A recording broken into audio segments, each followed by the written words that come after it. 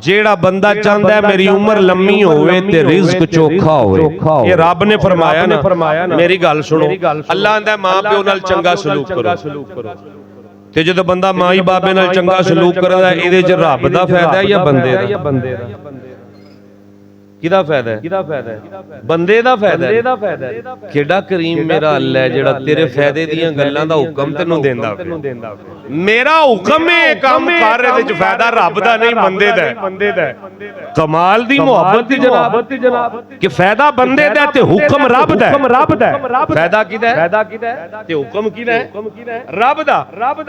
ते केड़ा फायदा है? सुनो नबी पाक फरमांदे ने जेड़ा बंदा चाहंदा है मेरी उम्र लम्मी हो जाए ते रिज़्क चोखा हो जाए, वो माई बाबे नाल चंगा सलूक करे। मैं ज़हरा दा बाबा गारंटी देना, रब उम्र भी लम्मी देगा, रिज़्क भी चोखा देगा।